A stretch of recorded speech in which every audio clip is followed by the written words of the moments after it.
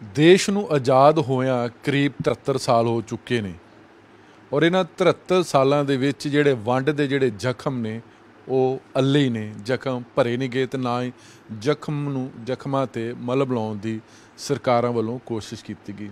बहुत सारे लोग ने जिहड़े कह रहे सी कि देश आज़ाद हो गया, देश आज़ाद कर दिता गया, पर बहुत सारे कुछ लोग ने जिहड़े अज तक कह रहे कि देश वंडिया गया सी, देश का बंटवारा किया गया सी। तो कुछ होर भी बहुत सारे लोग ने वो कह रहे कि ना देश आज़ाद होया सी, ना देश वंडिया गया सी, जे वंडिया गया तो वो पंजाब। देश आज़ाद होया, देश वंडिया गया जां पंजाब वंडिया गया, इस मतलब कि असीं अज गलबात करांगे कि इन्हां 73 सालों के विच वंडे पंजाब ने, वंडे देश ने की खट्टिया, की कमाया।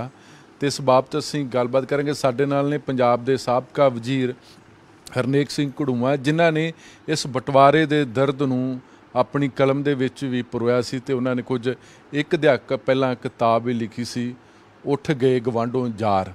ते अज इन्हां 73 सालों के विच की दोनों मुल्कां ने जां दोनों मुल्कां दीयां सरकारां ने की कमाया ते उल्टा जिहड़े दोनों मुल्कां दी जिहड़ी आवाम ने उन्हां दे पल्ले की कुछ पिया।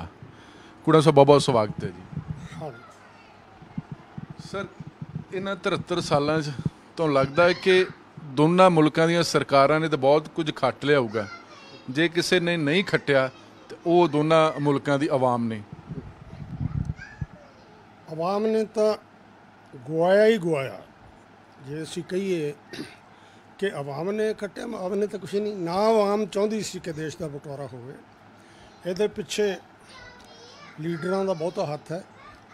और मैं खास करके 2-3 ऐसे विलियन दसदा कि जिहड़े जिम्मेवार हैं इस बंटवारे दे, जिहदे च लॉर्ड माउंटबेटन, जिनाह ते पटेल, इन्हां लोगों का बहुत बड़ा रोल है। उस तो बाद कतलेआम दे विच भी इन्हां लोगों का बहुत रोल है। पटेल साहब होम मिनिस्टर बन गए तो दिल्ली दे विच खास करके मुसलमानों का कतलेआम होना शुरू हो गया।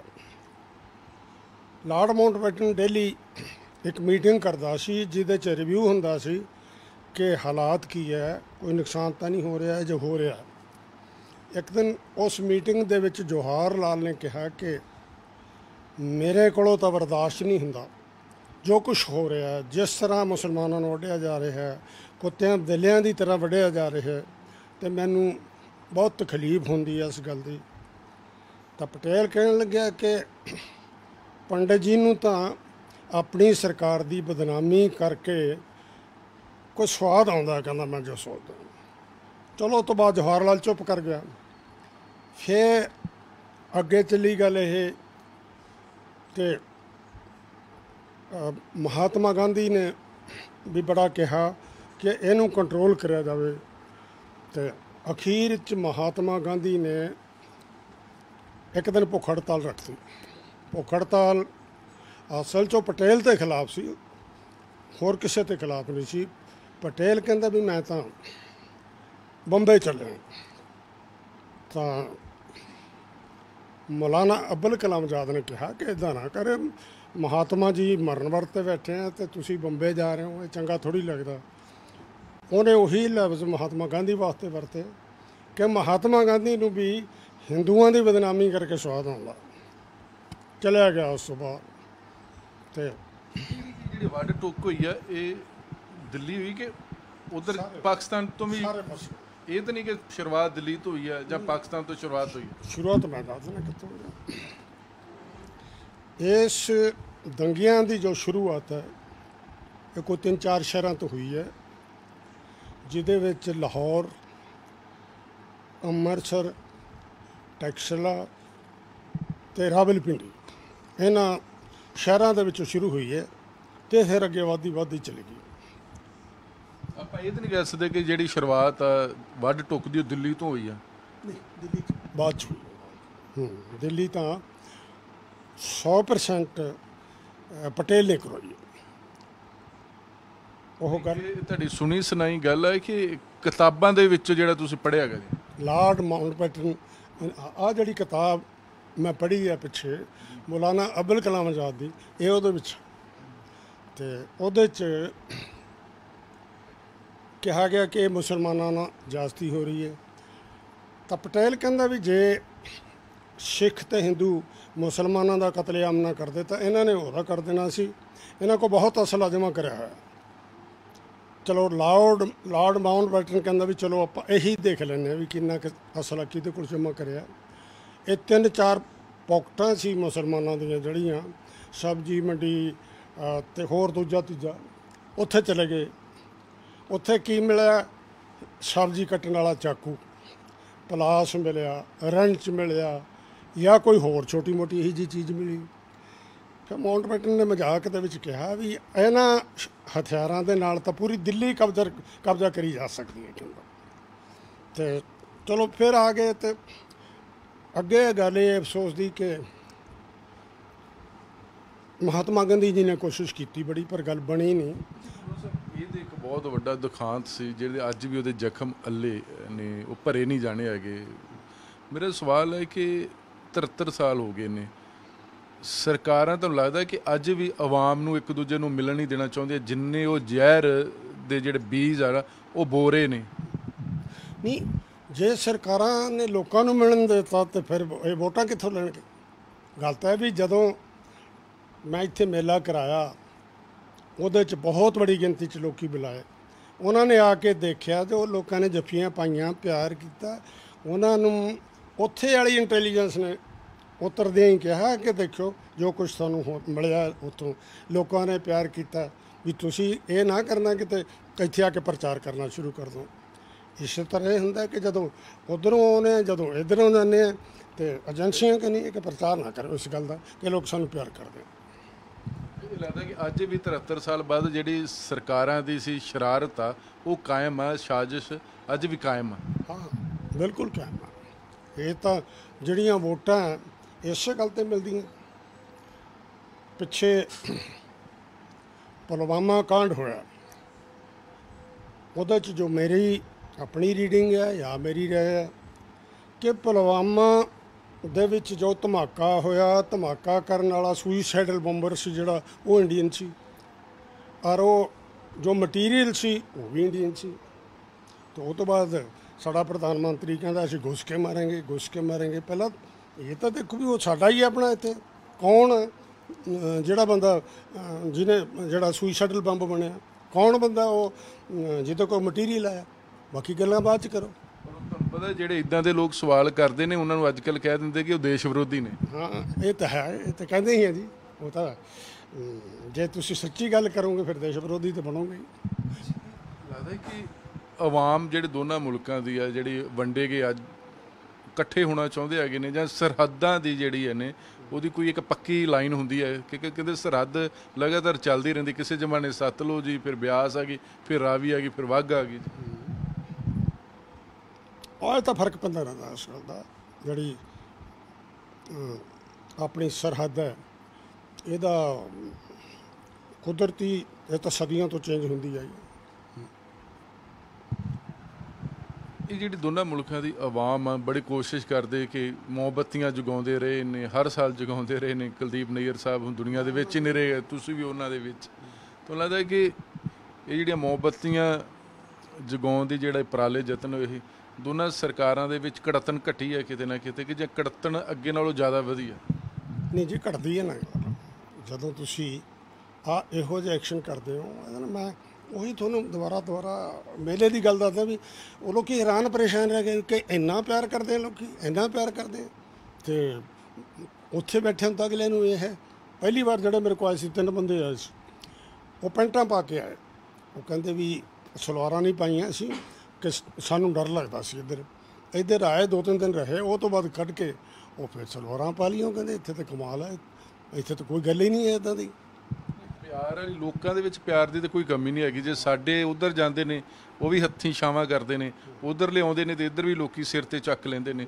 ਮਸਲਾ ਤੇ ਸਰਕਾਰਾਂ ਦਾ ਨਾ ਜੀ, ਉਹ ਨਹੀਂ ਚਾਹੁੰਦੀਆਂ ਕਿ ਜਨਤਾ ਦੇ ਵਿੱਚ ਪਿਆਰ ਵਧੇ। ਸਰਕਾਰਾਂ ਤਾਂ ਇਸ ਕਰਕੇ ਨਹੀਂ ਜੀ, ਚਾਹੁੰਦੀਆਂ ਕਿਉਂ ਚਾਹੁੰਦੀਆਂ? ਕਿਉਂਕਿ ਪਿੱਛੇ ਜਿਹੜਾ ਸਰਕਾਰ ਬਣੀ ਹੈ ਕੋਈ ਕੰਮਾਂ ਤੇ ਤਾਂ ਬਣੀ ਨਹੀਂ, ਬਾਲਾਕੋਟ ਤੇ ਬਣੀ ਹੈ। ਬਾਲਾਕੋਟ 'ਚ ਮਿਜ਼ਾਈਲਾਂ ਮਾਰੀਆਂ ਸੀ, ਮਾਰ ਕੇ ਉੱਥੇ ਪਤਾ ਨਹੀਂ ਕੌਣ ਮਰਿਆ ਨਹੀਂ ਮਰਿਆ ਰੱਬ ਜਾਣੇ। ਤੇ ਉਹ ਤੋਂ ਬਾਅਦ ਫਿਰ ਵੋਟਾਂ ਹੀ ਵੋਟਾਂ ਕਿ ਜੀ ਹਾਂ ਪਹਿਲਾਂ ਬਾਲਾਕੋਟ ਹੋ ਗਿਆ। ਬਾਲਾਕੋਟ ਇੱਦਾਂ ਦੇ ਐਕਸ਼ਨ ਤੇ ਉਹ ਵੀ ਕਰਦੇ ਹੈ ਨਾ ਜੀ, ਪਾਕਿਸਤਾਨੀ ਵੀ ਕਰਦੇ ਉਹ ਵੀ ਕਰਦੇ ਆ। ਇਹਦੇ 'ਚ ਉਹ ਵੀ ਪਿੱਛੇ ਨਹੀਂ। ਜੇ ਅਸੀਂ ਕਹੀਏ ਪਾਕਿਸਤਾਨ ਵਾਲੇ ਭਲੇ ਮਾਨਸ ਆ, ਉਹ ਵੀ ਭਲੇ ਮਾਨਸ ਨੇ, ਉਹ ਵੀ ਉਹੀ ਕੁਛ ਕਰਦੇ ਆ ਜਿਹਦੇ ਨਾਲ ਉਹਨਾਂ ਨੂੰ ਵੋਟਾਂ ਮਿਲਦੀਆਂ ਜਾਂ ਉਹਨਾਂ ਦੀ ਪੋਜੀਸ਼ਨ ਮਜ਼ਬੂਤ ਹੁੰਦੀ ਹੈ। ਸਰਕਾਰਾਂ ਹਰ 5 ਸਾਲ ਬਾਅਦ 1973 ਤੋਂ ਲੈ ਕੇ ਤੇ 2020 ਤੱਕ ਇਹ ਖੱਟਦੀਆਂ ਆਈਆਂ ਜੀ। ਹਾਂ ਬਿਲਕੁਲ ਇਹੀ ਹੈ ਕਿ ਸਰਕਾਰਾਂ ਵਾਸਤੇ ਇਹ ਤਾਂ ਜਿਵੇਂ ਕਹਿੰਦੇ ਹੁੰਦੇ ਨਾ ਦੁੱਧ ਦੇਣ ਵਾਲੀ ਗਾਂ ਹੈ। ਜਿਹੜੇ ਐਕਸ਼ਨ ਇੱਦਾਂ ਦੇ ਨਾ ਉਹਨਾਂ ਦੇ ਰਾਹੀਂ ਵੋਟਾਂ ਵਧਾਉਂਦੇ ਆ, ਆਪਣੀਆਂ ਵੋਟਾਂ ਕਰਦੇ ਆ। ਤੁਸੀਂ ਇਹ ਦੱਸੋ, ਮੈਨੂੰ ਕੋਈ ਕਿਸੇ ਤੇ ਕੋਈ ਘਬਰਾਹਟ ਨਹੀਂ। ਮੋਦੀ ਸਾਹਿਬ ਜਿਹੜੀ ਪਹਿਲੀ ਇਲੈਕਸ਼ਨ ਜਿੱਤੇ ਆ ਉਹ ਇਹ ਕਹਿ ਕੇ ਜਿੱਤੇ ਆ ਕਿ 15 ਲੱਖ ਰੁਪਇਆ ਦਿੱਤਾ ਜਾਊਗਾ, 2 ਕਰੋੜ ਬੰਦਿਆਂ ਨੂੰ ਨੌਕਰੀ ਦਿੱਤੀ ਜਾਊਗੀ ਤੇ ਕਿਸਾਨ ਦੀ ਜਿਹੜੀ ਆਮਦਨ ਹੈ ਉਹ ਡਬਲ ਕਰਤੀ ਜਾਊਗੀ। ਆਹ ਦੇਖੋ ਤੁਸੀਂ ਕਿੰਨੇ ਦੇਰ ਤੋਂ ਜਿਹੜਾ ਡੀਜ਼ਲ ਹੈ ਉਹ ਵੱਧਦਾ ਜਾ ਰਿਹਾ, ਉਹ ਮਦਦ ਹੋ ਰਹੀ ਹੈ ਕਿਸਾਨ ਦੀ? ਪਹਿਲਾਂ ਤੁਸੀਂ ਇਹ ਦੱਸੋ। ਫਿਰ ਕੱਲ੍ਹ ਪਰਸੋਂ ਅਨਾਉਂਸਮੈਂਟ ਕਰੀ ਹੈ ਕਿ ਜੀ ਕਿਸਾਨ ਨੂੰ ਅਸੀਂ ਮਦਦ ਕਰ ਰਹੇ ਹਾਂ, ਕਰੋੜਾਂ ਅਰਬਾਂ ਖਰਬਾਂ ਰੁਪਈਆ ਉਹਦੇ 'ਚ ਦੱਸਤਾ ਕਿ ਇਹਨਾਂ ਦਾ। ਤਾਂ ਅਗਲਾ ਕਹਿੰਦਾ ਜੀ ਬੱਲੇ ਬੱਲੇ ਇਹ ਤਾਂ ਕਿਸਾਨ ਤਾਂ ਮਾਲੋ ਮਾਲ ਹੋ ਗਿਆ। ਪਰ ਉਹਨੂੰ ਕੈਲਕੂਲੇਟ ਕਰਕੇ ਦੇਖੋ 500 ਰੁਪਏ ਮਹੀਨਾ ਹੁੰਦਾ, 500 ਰੁਪਏ 'ਚ ਕਿਆ ਹੁੰਦਾ ਤੁਹਾਡਾ ਇਹ ਦੱਸੋ? ਜੇ ਕਿਸਾਨ ਨੂੰ 500 ਰੁਪਈਆ ਦੇ ਕੇ ਕਹੋ ਕਿ ਜੀ ਮਾਲਾ ਮਾਲ ਕਰਤਾ ਸੀ, ਇਹ ਕੋਈ ਗੱਲ ਹੈ? ਸਰਕਾਰ ਕਹਿੰਦੀ ਸਾਡੇ ਖਾਤੇ 'ਚ ਤੇ 17,000 ਕਰੋੜ ਚਲਾ ਹੀ ਗਿਆ ਨਾ ਜੀ, ਅੱਗੇ ਭਾਵੇਂ 500 ਰੁਪਈਆ ਮਿਲ। ਹਾਂ ਬਿਲਕੁਲ ਜੀ। ਲੱਗਦਾ ਕਿ ਦੇਸ਼ ਆਜ਼ਾਦ ਹੋਇਆ, ਦੇਸ਼ ਸਾਡਾ ਅੱਗੇ ਵਧਿਆ ਹੈਗਾ ਜੀ, ਚਾਹੇ ਐਜੂਕੇਸ਼ਨ ਦੇ ਮਸਲੇ, ਚਾਹੇ ਹੈਲਥ ਦੇ ਮਸਲੇ, ਚਾਹੇ ਡਿਵੈਲਪਮੈਂਟ ਦੇ ਮਸਲੇ, ਚਾਹੇ ਅਸੀਂ ਖੋਜਾਂ ਬਹੁਤ ਕੀਤੀਆਂ ਹੈਗੀਆਂ। ਆਜ਼ਾਦੀ ਤੋਂ ਬਾਅਦ ਦੇਸ਼ ਨੇ ਤਰੱਕੀ ਕੀਤੀ ਕਿ ਨਹੀਂ ਕੀਤੀ ਜੀ? ਦੇਖੋ ਇਹਦੇ 'ਚ ਕੋਈ ਦੋ ਰਾਵਾਂ ਨਹੀਂ, ਦੇਸ਼ ਨੇ ਤਰੱਕੀ ਕਰੀ ਹੈ ਆਜ਼ਾਦੀ ਤੋਂ ਬਾਅਦ। ਪਰ ਜੋ ਹੁਣ ਹੋ ਗਿਆ ਉਹ ਕਮਿਊਨਲਿਜ਼ਮ ਵਾਲੇ ਪਾਸੇ ਅਸੀਂ ਜਾ ਰਹੇ ਹਾਂ, ਇਹ ਦੇਸ਼ ਦੀ ਬਰਬਾਦੀ ਦਾ ਕਾਰਨ ਹੈ। ਤੁਸੀਂ ਦੇਖੋ ਕਿ ਨਥੂਰਾਮ ਗੋਡਸਾ ਦੇਸ਼ ਭਗਤ ਹੋ ਗਏ थे। ਜੇ ਨਥੂਰਾਮ ਗੋਡਸਾ ਦੇਸ਼ ਭਗਤ ਹੈ ਤਾਂ ਫਿਰ ਮਹਾਤਮਾ ਗਾਂਧੀ ਗਦਾਰ ਹੈ। ਜੇ ਮਹਾਤਮਾ ਗਾਂਧੀ ਦੇਸ਼ ਭਗਤ ਹੈ ਤਾਂ ਫਿਰ ਤਾਂ ਨਥੂਰਾਮ ਗੋਡਸਾ ਜਿਹੜਾ ਹੈ ਉਹ ਗਦਾਰ ਹੈ। ਤੇ ਇਹ ਕਿਹੜੇ ਪਾਸੇ ਜਾ ਰਿਹਾ ਆਪਾਂ? ਤੁਸੀਂ ਦੱਸੋ ਵੀ ਨਥੂਰਾਮ ਗੋਡਸੇ ਦੀ ਤਾਰੀਫ ਹੋ ਰਹੀ ਹੈ, ਫਲਾਣੇ ਦੀ ਤਾਰੀਫ ਹੋਈ। ਇੰਨੀ ਤਾਂ ਸ਼ਰਮ ਰੱਖੋ ਕਿ ਜਿਹਨੂੰ ਅਸੀਂ ਰਾਸ਼ਟਰਪਿਤਾ ਕਹਿੰਦੇ, ਜਿਹਨੇ ਉਹਨੇ ਮਾਰਿਆ ਤੇ ਉਹਨੂੰ ਅਸੀਂ ਦੇਸ਼ ਭਗਤ ਕਰੇ। ਤੇ ਬਾਕੀ ਲਾਅ ਐਂਡ ਆਰਡਰ ਦੀ ਜਿਹੜੀ ਹੈ ਪੋਜੀਸ਼ਨ ਬਹੁਤ ਬੁਰੀ ਹੈ। ਪੰਜਾਬ ਫਿਰ ਵੀ ਬਚਿਆ ਹੋਇਆ ਜਦੋਂ। ਜਨਤਾ ਨੂੰ ਇਹਨਾਂ 73 ਸਾਲਾਂ ਵਿੱਚ ਕੁਝ ਮਿਲਿਆ ਹੈਗਾ ਜੀ? ਸਰਕਾਰਾਂ ਦੇ ਹਰ ਸਾਲ 5 ਸਾਲ ਬੰਦੀਆਂ ਰਹੀਆਂ ਜੀ, ਜਨਤਾ ਨੂੰ ਕੁਝ ਮਿਲਿਆ ਕਿ ਨਹੀਂ ਮਿਲਿਆ ਜੀ? ਦੇਖੋ ਜਨਤਾ ਨੂੰ ਇਸ ਤਰ੍ਹਾਂ ਮਿਲਿਆ, ਮੈਂ ਤੁਹਾਨੂੰ ਇੱਕ ਮਿਸਾਲ ਦਿੰਦਾ। ਸਾਡਾ ਪਿੰਡ ਪਟਿਆਲਾ ਜ਼ਿਲ੍ਹੇ 'ਚ ਸਭ ਤੋਂ ਵੱਡਾ ਸੀ ਤੇ ਅੱਜ ਕੱਲ੍ਹ ਰੋਪੜ ਜ਼ਿਲ੍ਹੇ 'ਚ ਸਭ ਤੋਂ ਵੱਡਾ ਹੈ। 47 ਤੋਂ ਪਹਿਲਾਂ ਸਾਡੇ ਕੋਈ ਸਕੂਲ ਨਹੀਂ ਸੀ ਹੁੰਦਾ, ਪ੍ਰਾਇਮਰੀ ਸਕੂਲ ਵੀ ਨਹੀਂ ਸੀ ਹੁੰਦਾ। ਉਹ ਤੋਂ ਬਾਅਦ ਸਾਡੇ ਹੁਣ ਘੜੂਏ 'ਚ 2+2 ਸਕੂਲ ਹੈ, ਕੁੜੀਆਂ ਦਾ ਮੁੰਡਿਆਂ ਦਾ, ਤੇ ਸਾਡੇ ਪ੍ਰਾਇਮਰੀ ਹੈਲਥ ਸੈਂਟਰ ਹੈ, ਤੇ ਸਾਡੇ ਕੀ ਯੂਨੀਵਰਸਿਟੀ ਬਣ ਗਈ, ਤੇ ਸਾਡੇ 2 ਜਿਹੜੇ ਹੈ ਸਰਕਾਰੀ ਸਕੂਲ ਹੈ। ਇਸ ਤੋਂ ਬਿਨਾਂ ਵੀ ਹੋਰ ਬੜਾ ਕੁਛ ਹੈ। ਤੇ ਤੁਸੀਂ ਹੈਰਾਨ ਹੋ ਗਏ ਸੁਣ ਕੇ ਕਿ ਖੜ ਤੇ ਮਰੰਡੇ ਦੇ ਵਿੱਚ ਸੜਕ ਨਹੀਂ ਸੀ ਹੁੰਦੀ, ਇਹ ਮੈਂ ਆਪ ਦੇਖੀ ਹੈ।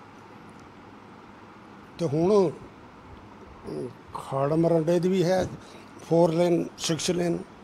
ਤੇ ਸਾਡੇ ਪਿੰਡ ਤੋਂ ਜਿਹੜੇ ਜਿੰਨੇ ਪਿੰਡ ਅੱਗੇ ਉਹ ਸਾਰੇ ਪਿੰਡਾਂ ਨੂੰ ਸੜਕਾਂ ਨਿਕਲਦੀਆਂ। ਇਹ ਤਾਂ ਇੱਕ ਤਰੱਕੀ ਦੀ ਨਿਸ਼ਾਨੀ ਹੈ ਇਹਨਾਂ ਦੀ। ਇਹ ਚੀਜ਼ਾਂ ਸਮੇਂ ਦੀ ਰਫ਼ਤਾਰ ਦੇ ਨਾਲ ਕੁਝ ਆਪ ਹੀ ਬਹੁਤ ਕੁਝ ਡਿਵੈਲਪ ਕਰਨਾ ਪੈਂਦਾ ਨਾ ਜੀ।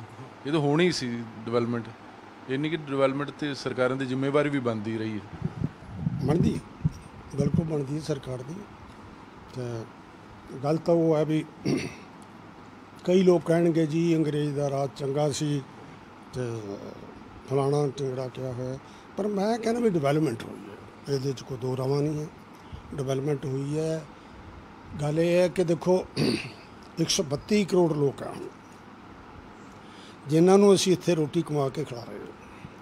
ਅਤੇ ਮੈਂ ਉਹ ਟਾਈਮ ਵੀ ਦੇਖਿਆ ਸਨ 65 ਦੇ ਵਿੱਚ, ਜਦੋਂ ਸ਼ਾਸਤਰੀ ਜੀ ਪ੍ਰਧਾਨ ਮੰਤਰੀ ਸੀ, ਉਹਨਾਂ ਨੇ ਕਿਹਾ ਕਿ ਇੱਕ ਦਿਨ ਭੁੱਖ ਹੜਤਾਲ ਰੱਖੋ ਤਾਂ ਕਿ ਆਪਣਾ ਜਿਹੜਾ ਅਨਾਜ ਹੈ ਆਪਾਂ ਨੂੰ ਪੂਰਾ ਆ ਸਕੇ। ਆਸਟ੍ਰੇਲੀਆ ਤੋਂ ਆਉਂਦਾ ਰਿਹਾ ਸਰ, ਹੁਣ ਮੇਰਾ ਖਿਆਲ ਹੈ ਕਰੋੜਾਂ ਟਨ ਜਿਹੜਾ ਅਨਾਜ ਹੈ ਉਹ ਸਾਡਾ ਸੜਕਾਂ 'ਤੇ ਰੁਲ ਰਿਹਾ। ਇਹ ਸਾਡੀ ਤਰੱਕੀ ਦੀ ਨਿਸ਼ਾਨੀ। ਅਫਸੋਸ ਨਾਲ ਮੈਨੂੰ ਇਹ ਗੱਲ ਕਹਿਣੀ ਪੈਂਦੀ ਹੈ ਵੀ ਤਰੱਕੀ ਵਾਲੇ ਪਾਸੇ ਤੁਰੋ ਤਾਂ ਬੜੀ ਖੁਸ਼ੀ ਹੈ, ਸਾਰੇ ਨਾਲ ਆ, ਅਸੀਂ ਵੀ ਨਾਲ ਆ, ਪਰ ਜਿੱਥੇ ਤੁਸੀਂ ਮੌਬ ਲਿੰਚਿੰਗ ਹੋ ਗਈ, ਕੋਈ ਗਾਂ ਲਈ ਜਾਂਦਾ ਉਹਨੂੰ ਫੜ ਕੇ ਕੁੱਟ ਕੇ ਮਾਰਤਾ, ਉੱਥੇ 144 ਮੌਬ ਲਿੰਚਿੰਗ ਹੋ ਗਈਆਂ। ਇਹ ਕਿੱਥੋਂ ਦੀ ਇਨਸਾਨੀਅਤ ਹੈ? ਇਹ ਦੱਸੋ। ਜੇ ਤੁਹਾਨੂੰ ਤਰੱਕੀ ਹੋ ਗਈ ਲੇਕਿਨ ਅਸੀਂ ਜਿਹੜੇ ਸ਼ਾਂਤੀ ਵਾਲੇ ਪਾਸੇ ਨਹੀਂ ਤੁਰੇ ਹੈਗੇ। ਸਾਡੀ ਅੱਜ ਵੀ ਲੜਾਈ ਪਾਕਿਸਤਾਨ ਦੇ ਨਾਲ ਜਾਰੀ ਆ। ਚਾਈਨਾ ਵੀ ਆ ਗਿਆ ਸਾਹਮਣੇ। ਚਾਈਨਾ ਨਾਲ ਤਾਂ ਅਸੀਂ ਮੰਨਦੇ ਨਹੀਂ ਵੀ ਸਾਡੀ ਲੜਾਈ ਹੈ। ਜੋ ਅੱਗੇ ਵੀ ਵਧਿਆ ਹੈ ਤਾਂ ਅਸੀਂ ਕਹਿੰਦੇ ਮੈਨੂੰ ਨਹੀਂ ਵਧਿਆ। ਫਿਰ ਅਸੀਂ ਕਹਿੰਦੇ ਨਾ ਪਿੱਛੇ ਚਲੇ ਗਏ, ਵੀ ਜੇ ਅੱਗੇ ਨਹੀਂ ਵਧੇ ਤਾਂ ਪਿੱਛੇ ਕਿਵੇਂ ਚਲੇ ਗਏ। ਅਸੀਂ ਤਾਂ ਮੇਨ ਟਾਰਗੇਟ ਪਾਕਿਸਤਾਨ ਨੂੰ ਬਣਾਇਆ।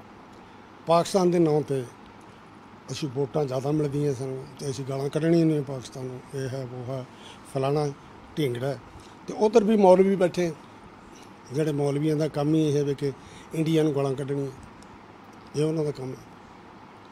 ਮੈਨੂੰ ਲੱਗਦਾ ਕਿ ਜਿਹੜੀ ਦੁਕਾਨਦਾਰੀ ਇਹ ਚੱਲਦੀ ਰਹੂਗੀ ਸਿਆਸੀ ਪਾਰਟੀਆਂ ਦੀ। ਜੀ ਦੋਨੇ ਮੁਲਕ ਇਕੱਠੇ ਨਹੀਂ ਹੋ ਸਕਦੇ। ਕਹਿੰਦੇ ਜੇ ਬਰਲਿਨ ਦੀ ਦੀਵਾਰ ਟੁੱਟ ਸਕਦੀ ਹੈਗੀ ਆ, ਨਾਰਥ ਕੋਰੀਆ ਸਾਊਥ ਕੋਰੀਆ ਇਕੱਠੇ ਹੋ ਸਕਦੇ, ਇਹ ਭਾਰਤ ਪਾਕਿਸਤਾਨ ਕਿਉਂ ਨਹੀਂ ਇਕੱਠਾ ਹੋ ਸਕਦਾ? ਜੀ ਇਹ ਤਾਂ ਸੋਚਿਆ ਵੀ ਨਹੀਂ ਜਾ ਸਕਦਾ, ਕਿਉਂਕਿ ਜੇ ਇਹ ਗੱਲ ਉੱਧਰ ਜਾ ਕੇ ਤੁਸੀਂ ਕਰੋਗੇ ਤਾਂ ਉਹ ਲੋਕੀ ਗਲ ਪੈ ਜਾਣਗੇ ਕਿ ਇੰਨੀ ਕੁਰਬਾਨੀ ਨਾਲ ਅਸੀਂ ਆਪਣਾ ਦੇਸ਼ ਅਲੱਗ ਕਰਾਇਆ ਬਣਾਇਆ ਤਾਂ ਤੁਸੀਂ ਕਹਿੰਦੇ ਇਕੱਠੇ ਹੋ ਜਾਓ।